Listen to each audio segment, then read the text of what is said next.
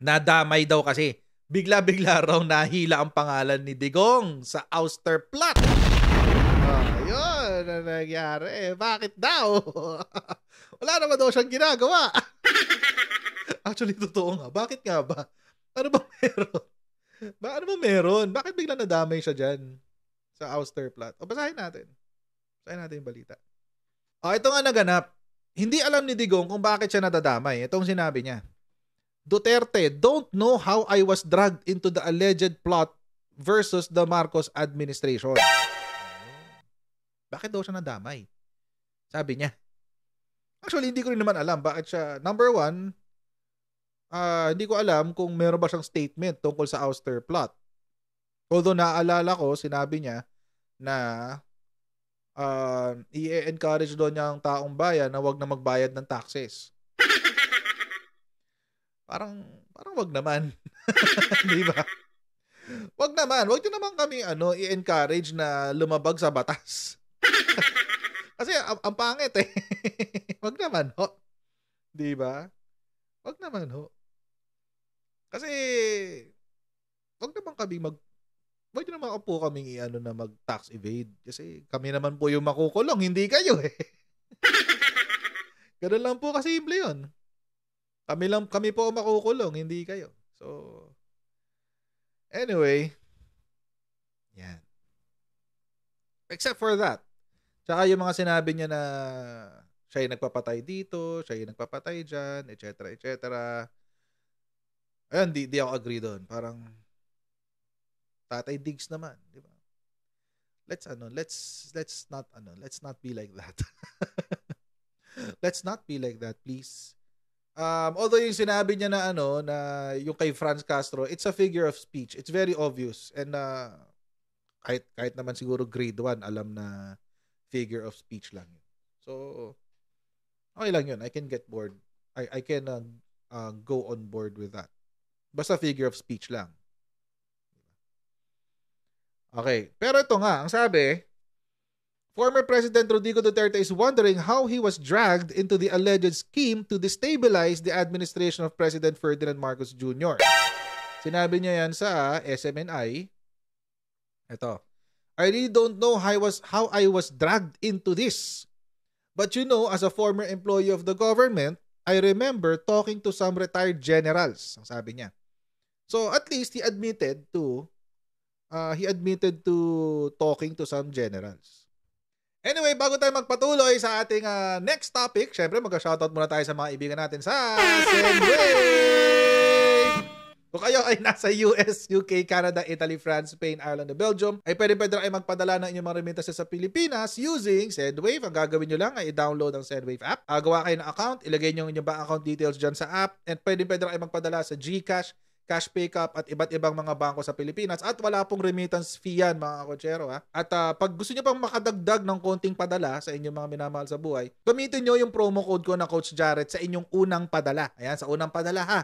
At makakuha pa kayo ng karagdagan $20 free credit. Kaya yan mga kotsero, gamitin na si Sendwave for all of your remittance needs. Yun. Okay. Ang sinabi ko lang doon, as long as there is no serious issue of corruption, sabi ko, what would bring the government down the drain ay kung malaman ng tao na ang pera nila ay ginagastos mo para sa sarili mo. That's what I told the military. Okay. Duterte said he might have been misquoted. He also said that he has no issue. He also said that he thinks the current administration has no issue with corruption. Marcos, wala ako masasabi. I would not say he is corrupt. Pero siya lang. Siya lang daw ang sigurado siya. Si BBM lang daw ang sigurado si Digong na hindi corrupt. I cannot make any categorical statement to the others. It's not because meron silang ginawa. Far from it. I just really don't know. Okay. Medyo play safe itong sagot ni Digong dito. It's not categorical, it's not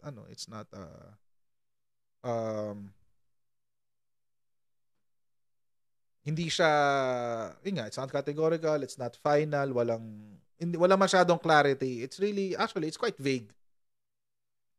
Ang malinaw lang dito is, sinabi niya na, ba't ako nadadamay dito? Yun lang ang sinabi niya. Ba't ako nadadamay dito sa gulo na to? Sabi niya. Kasi ang sabi niya, kung tungkol daw to sa corruption,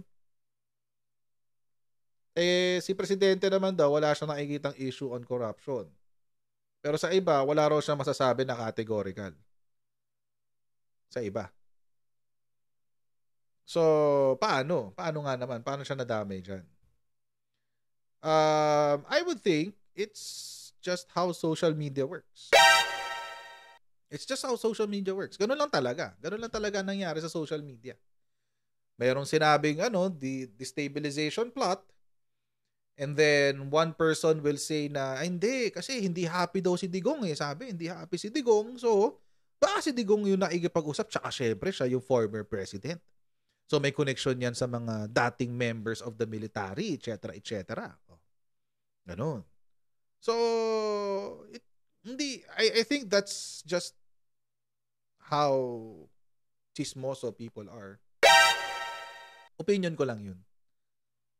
Opinion ko lang yun. I could be wrong. But, I don't think, right now, I don't think, kasi alam nyo mga kotsero, si Digong, maano lang ang bibig niyan, maganon talaga siya. Pero, pagdating sa politika, I think he knows how to navigate politics effectively. Nagawa nga niya ng 6 years Diba? 6 years, may impeachment plot, may ganito, may ganyan. So, I think alam niya kung paano i-navigate yung mundo ng mind conditioning. Parang hindi mind conditioning yung mundo na lang ng politika and how to communicate to people. So, yun. Will I conclusively say na si Digong yan? Not really. Kulang pa tayo sa ebidensya para masabi na si Digong talaga yung konektado dyan sa ouster plot na yan. And nakakatawa pa nga, even the military, they're saying na wala rin talagang ouster plot. Ito yung sinabi ni Jonathan Malaya na National Security Council. Medyo mahaba lang, 5 minutes. Pasensya na. Pag-uusapan muna natin ang update mula po sa inyong ahensya sa National Security Council. Nagpalabas kasi ng pahayag ang NSA Secretary Eduardo Año sa pagkakamisquote kay AFP Chief of Staff Romeo Bronner Jr. Ano po ang detalye dito, ADG? Well, meron kasing naging pahayag si Chief of Staff Bronner na may di umano daw destabilization plot laban sa Administrasyong Marcos. And minabuti ni Secretary Año na liwanagin ito that si Chief of Staff Bronner yung statement niya was taken out of context. Okay. And maliwanag, based sa aming monitoring sa ating security sector, sa ating kapulisan, sa ating Armed Forces of the Philippines, na walang ganitong destabilization plot. Kasi iba kasi yung nakakarating sa tao pag narinig nila yung word na plot. Ibig sabihin may mga nag-aarmas na, meron ng mga nag-uusap. And pinaliwanag ni Secretary Año sa taong bayan in his statement na itong mga nag-uusap na ito are mostly the retired. They are the retired and the former military officers. And usapan lamang. Okay. Walang mga aktibong personnel. Kwento. Ang AFP ang kasama rito. Alam mo naman, there are always different opinions about how government is run. And yun yung nangyayari na na-monitor namin. Pero insofar as a destabilization plot is concerned, wala pong ganon. And the armed forces is loyal to the administration. At kung meron mang ganito na destabilization plot, ay sisiguraduhin ng National Security Council na hindi ito magtatagumpay. Okay, ito naman, ADG John. Sa inyo naman, tungkol ito sa inyo na ipinaparatang sa iyo ulit. Oo, tuwing Lunes, ganyan talaga. Kahit na galing tayong lahat sa mahabang bakasyon, kayo, yung iba dyan, kami nandito lang. Ito po, ADG John, ipinaparatang sa inyo na di umano'y witch hunt laban sa independent public intellectuals, citizens, journalists, Ganon? and peace advocates. Ano ang masasabi mo? Ano? Independent something intellectuals? Journalists and peace advocates. Ano ang masasabi mo dito, ADG John? Oo nga eh. May paratang laban sa akin na ako daw personally ay gumagawa ng witch hunt dito sa mga grupong maka-pro-China. No? Gusto ko lang pong liwanagin na wala po kami sa NSC na pinipigilan na tao na magpahayag ng kanilang saloobin. No? Ginagalang natin yung freedom of expression, freedom of the press. No? Ang ginagawa lang po namin sa NSC ay binubunyag namin yung mga nagpapakalat ng fake news. For example, yung sinasabi na Banggami conspiracy daw, yung nangyari sa Ayungin Shoal. Banggaming binangga tayo. Parang gano'n? No, Ano yan? no. Kasi may bangga-bangga na nangyayari. Linawin natin yan. Nagawa-gawa daw natin yun na tayo yung humarang. Yun nga. At ang pinakalat nila yung video na nanggagaling sa Chinese Embassy na tayo yung Unay sa May, ang siyang humarang dun sa Coast Guard vessel. No? So, sa tingin namin, parang tricycle yan or motorsiklo na humahara sa 10-wheeler at na walang katotohanan. So, ang ginagawa namin sa NSC ay ipinaparating namin sa taong bayan yung katotohanan. Yun lamang. And ang sinabi ko nun, Nina, is we are just monitoring them. At yun naman mandato ng National Security Council to monitor people who may be following the narrative and agenda of a foreign power. Okay? Now, can you advise us, ADG John, how do we know? Paano namin malalaman kung sila ay totoong kung freedom of speech ito o baka naman meron... May democratic space naman eh. Diretsahin na natin, sila ay binabayaran ng China. Okay. Well, magandang tanong yan. No? At never ko sinabi na binabayaran sila ng China. Okay. No? Kasi parang nagpapanik... Linawin natin yan. Oo. Nagpapanik kaagad sila na may listahan daw kami. Kasi may kumalat sa internet na listahan ng mga tao na di umano minomonitor ng National Security Council. Wala po kaming listahan. Yes. At yung listahan po yun ay gawa-gawa lamang ng mga tao para lang suportahan yung kanilang naratibo na nagwi-witch hunt kami. Sa Ooh, interesting! Wala pong listahan. Wala pong witch hunt na ginagawa ang National Security Council. Ang ginagawa po namin ay mag-monitor. Mag-monitor kasi importante po kasi na ang makarating na impormasyon sa ating mga kababayan ay ang katotohanan lamang. And gaya nga ng sinabi ko sa ating programa last week and the week before, kung may mga tao na hindi naniniwala sa sinasabi ng Coast Guard at ng ating Philippine Navy, every time meron tayong activity sa Ayungin Shoal or meron man tayo dito sa Baho de Masinloc, kung ayaw nila maniwala doon, nandyan naman yung independent media. Nandyan yung GMA, nandyan yung ABS-CBN. Sana magsabi rin sila totoo. Pinapasakay po namin yan sa mga barko ng Coast Guard para sila na mismo ang maging testigo ng ating mga kababayan para makita natin kung ano ba talaga yung nangyayari. At nakikita naman namin yan sa balita, ADG John. Ayun. Balikan natin yung destabilization. Nasaan na ba?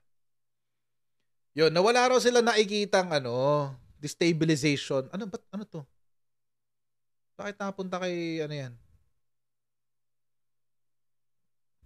Gulat ako, biglang may Putin. Ayan. Sa ilalim. Ito sabi, based sa aming monitoring sa ating security sector, sa ating kapulisan, sa ating armed forces, na walang ganitong destabilization plot. Wala naman daw. Misquoted lang daw or misinterpreted si General Bronner. Bronner pala ang Bronner pala ang pronunciation. Lagi kong sinasabi Browner Browner. Bronner pala. Social. Di ba? Pang may accent. Bronner. Ayan. He said the Marcos administration's trust rating remains high, which means the people are satisfied with the performance of the government in delivering services to the people and addressing all concerns and issues. Tapos may balita rin na si Eastmincom ay nag-express din ng kanilang support kay President Bongbong Marcos. Sinabi yan ng Eastmincom. Eastern Command ng Mindanao has expressed its support for the administration of President Bongbong Marcos amid reported destabilization plot. Wala naman daw sila nakikitang any persuasion moves sa kanilang mga ranggo. But, alam nyo, mga kotsero, ito yung sa akin. Ito naman yung sa akin. Sige, let's take their word for it. Diba? Wala naman tayong evidence to the contrary. Sabihin na natin na wala talagang destabilization plan. But, nung sinabi ni ADG Malaya na merong usap-usapan from those who are retired na merong mga hindi happy. It's sa akin normal lang yung hindi happy pero wag lang yung nang hihikayat. Kasi naalala ko doon sa video na ipinalabas doon sa sinabi ni General Bronner. Meron daw kasing mga retired generals na nanghihikayat ng mga active members of the military. Wag naman yung ganun. 'Di ba? If you're not happy with the administration, walang problema. You're unhappy, you can, it is a democratic country. We have free and free-flowing democratic space. You can post it on your Facebook. Expect nyo lang na ibabash kayo na mga hindi umagri sa inyo. It's okay. We have that kind of liberty. May ganun tayong klase ng kalayaan sa Pilipinas. Hindi katulad sa China. Pag sa China, nagsalita ka against the government, sigurado concentration camp ka. Diretso ka sa concentration camp. Walang litis-litis yun. O minsan, may pupunta na lang na van sa bahay nyo, bibitayin ka na doon sa loob ng van. Ganun. Tapos kunyari, heart attack. Ganun. So, at least tayo dito sa Pilipinas, we're enjoying something that is freely done in democratic countries. Sa China, hindi yung magagawa. Facebook nga, bawal dun eh. Facebook nga, bawal dun eh. Kailangan mo ng VPN para makapag-Facebook. At kapag nahulihan ka ng may VPN para gumamit ng Facebook sa loob ng China, good luck. Kulong yun. Kulong yun. So, dito pwede. Nakakapag-Facebook tayo. Hindi filtered ang ating Facebook. Hindi filtered ang ating Google. Hindi filtered ang ating YouTube. Malaya tayong lahat dito. So, we have a democratic space dito sa bansa. So, kung merong disgruntled sa Marcos administration, I'm very, very sure that they're going to speak about it. Ang pangit lang talaga yun ang hihikayat. Sana walang ganun. Sana wala na yung panghihikayat. Kasi, di ba? Ba't may kakilala ako sa China na nakapagbukas ng FB? Same question. Anyway, so yun. So, di ba? Baka walang maniwala sa akin tungkol dyan sa FB na yan. These are the countries where Twitter, Facebook, and TikTok are banned. China. Ayan, laki niya, no? China. Since 2009 pa. Baka sabihin, namemeke ako. China's restriction of foreign media platforms and censorship of non-governmental material has been dubbed as the Great Firewall of China. Meta's messaging platform, WhatsApp, and its photo and video sharing app, Instagram, are also blocked. See? Kung meron mang ouster plot, this is just me. I'm not saying this as a fact. Pero opinion ko lang naman to. Siguro as early as now, I don't think Digong will start a coup attempt. Masyado pang maaga. Masyado pang maaga, guys. I don't think I don't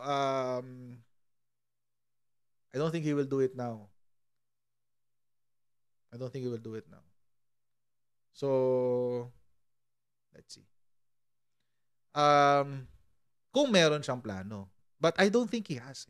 Parang feeling ko na feeling ko nadamay lang siya ng kwento-kwento. 'Di ba? Kasi siya yung lumalabas ngayon ng opposition eh. 'Di ba? Siya yung ginagawang kalaban ng Congress. Kasalanan din naman niya kasi 'yun. Ito sa mga sinabi niya last time. So, kasalanan din naman ni Digong 'yun. Pero I don't think it's him. I think it's I would think there's someone else behind it. But I don't think it's Digong. It's someone else. Someone powerful. Teorya ko lang naman to. Hindi ko na sabihin kung sino kasi baka malibel ako eh. But ayun. I would think someone powerful is, kung meron mang ouster plot, merong isang tao na naiisip ko na gagawa. Hindi ko sabihin ko sino. Pero naiisip ko lang na kung siya ang pwedeng magkaroon ng motibo at siya rin ang pwedeng magkaroon ng, siya lang ang merong kapangyarihan na gumawa. Sino naiisip kong tao? Hindi ko na sasabihin kung sino. Pero may naiisip akong tao. So, I'm hoping it's not true. Diba? I'm hoping na, alam nyo, for the sake of the Philippines, sana wag na isabotahin itong mga tao na to, yung Pilipinas, para sa mga pangarap nila. Kasi ganun na nangyayari. Pag hindi nyo gusto yung nakaupo, magkukudeta, mag-e-EDSA, kung ano-anong gagawin nyo, nakakainis. Madidiskaril na naman yung progreso ng Pilipinas kasi sisiraan sa buong mundo, sasabihin, murder capital of the world, war on drugs, pangit ang ganito, pangit ang ganyan. So, syempre, mata-turn off ang mga foreign investors. Pag na-turn off sila, hindi na sila mag-i-invest sa Pilipinas. Bakit? Kasi unstable ang government eh. Hindi walang stability sa business environment, walang stability sa gobyerno, magulo, etc., etc. O di yun, talo. Talo agad. O di lugi tayong lahat. Kaya kung mag-ouster plot, tigilan nyo na muna yan. Huwag muna kayong kumarir sa mga ambisyon nyo. Diba, Jonathan Jimenez? Huwag tanga, bawal ang tanga sa channel ko. Huwag tanga. Kung di mo kayang isipin, tanga ka. Anyway. So, yun. So, stop it. Stop it. Stop it right now. Ay, nako. Anyway. Wala eh. Walang. Ang ending, tayo yung kawawa eh. Tanggapin nyo na lang. Suportahan nyo na kasi. Ayan, ito, get some help. Ayan. Get some help. Stop it, get some help. Ayun. Suportahan nyo na lang kasi. Kesa yung nag-iiyak kayo dyan dahil hindi nyo nakuha yung gusto nyo or hindi nanalo yung kandidato nyo or nanalo nga yung kandidato nyo pero hindi nyo naman nakuha yung gusto nyo. Malabnaw pala yung commitment nyo sa unity team. Suportahan nyo na lang din. Diba? Kasi parang alam nyo ang stupid, alam nyo yung katangahan dyan? Ito yung katangahan dyan. Kung ang Pilipinas, isang barko lang. Let's say. Ang Pilipinas, isang barko lang. Tapos, meron kang mga tao sa loob ng Pilipinas na panay ang butas sa barko. Butas ng butas ng butas sa barko. Tapos sasabihin nila, ang pangit ng leadership, ang pangit ng kapitan, ang pangit ng ginagawa ng kapitan. Pero sila yung butas ng butas sa barko. Dumulubog na tayo dahil sa kapitan. Kasalanan to ng kapitan. Pero siya yung butas ng butas sa barko. Mukhang tanga. Di ba? Di ba? Anong mapapala nyo? Sinisiraan nyo yung administrasyon. Tapos kapag hindi naging successful, sasabihin nyo, justified kayo. Anong kabobohan yun? Anyway. And they're disguising themselves na para sa Pilipinas, para sa bayan. Tot nyo, kung para sa bayan yan, isakripisyo nyo muna yung ambisyon nyo. Next elections kayo bumawi kung para sa bayan talaga. Isang tabi nyo muna yan.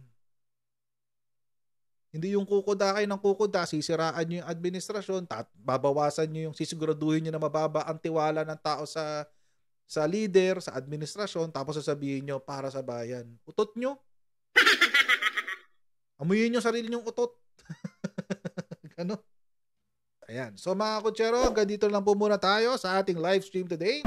Huwag nyo pong kalimutan mag-like, share, and subscribe sa Coach Jared YouTube channel. At may-follow na rin po tayo sa ating Facebook page, Coach Jared din po ang pangalan. And I'll see all of you in our next Coach Jared Live. So bye everyone. See you next time. Bye.